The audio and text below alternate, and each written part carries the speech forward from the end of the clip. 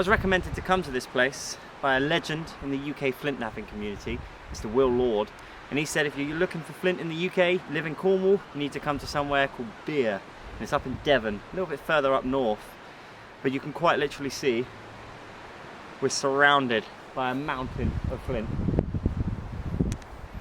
Now, the first piece I come across, I've already busted it.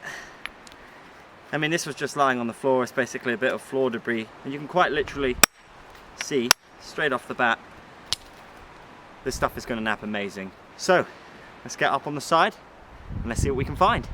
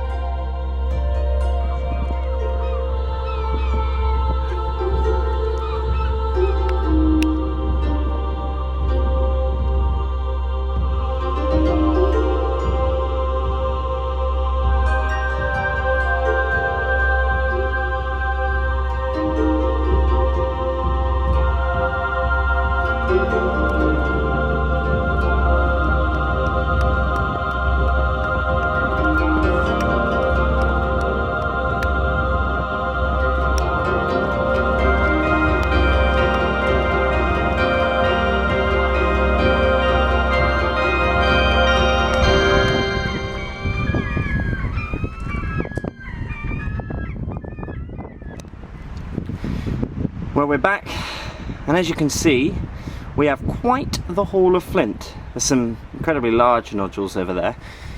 This one here, I'm really particularly happy with. It does nap quite nice. I've already taken a chunk off the corner here, and I quite like the material. It naps quite nicely, and there's a lot of occlusions in there, but still, I think we can make a couple nice points out of this. A lot of this I did dig out of the cliff face, out of the chalk, or huge boulders of chalk that had come out the cliff, landed on the beach, and I just dug them out. This was one of them, and it still broke here in the boulder. So there's plenty up there. There's so much, as you can see, there's so much. We were up there for a couple of hours and managed to pull all of this out.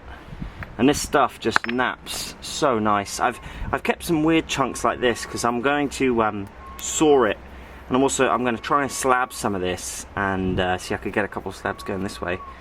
And I'm going to try grinding it. I've never tried it with English flint. I know it'd be difficult, but still, you know, I'm feeling I'd like to give it a go. You can see some of this stuff is beautiful. Like, it's just incredible flint. This was actually just lying on the ground. Kind of difficult to work, you know, especially a big chunky square piece like this, but it still has a lot of potential.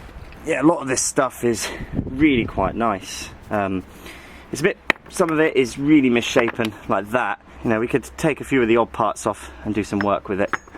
Maybe make a couple arrowheads or something like that. I want to slab some of this as well, which is why I kept the square sided pieces like this one. I could definitely slab that. And I'll try fog napping that and seeing just how well it goes. I've not heard of many people slab napping English flint.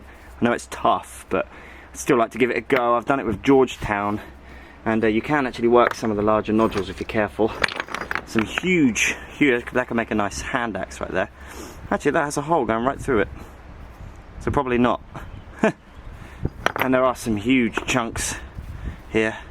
Gorgeous, gorgeous flint. So I've got a nice little square chunk here, nice quartzite hammerstone. It's quite big actually, probably a little bit too big for this, but I'm going to use this to demonstrate just quite how easily you can nap this stuff here. So I'm going to pick your platform.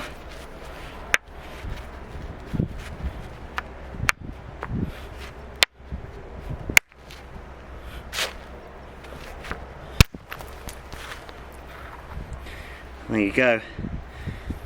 See, I can make a nice point out of that and a nice point out of that. I'll nap the cortex off of that now, and we'll we'll go from there.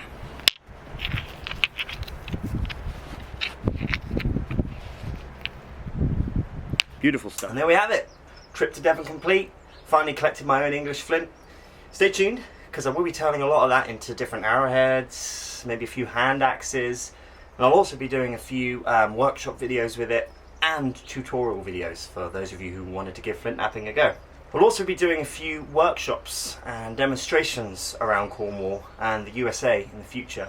So keep your eyes open for that as well. So there's lots of fairs coming up, lots of shows coming up. There's so much to be listed soon. I've got a fresh stock of American obsidians coming in the post from the legendary Craig at Neolithics. And as you've seen, I've just collected a whole load of English flint for projects down here. Thank you so much for tuning in. I'll see you next time.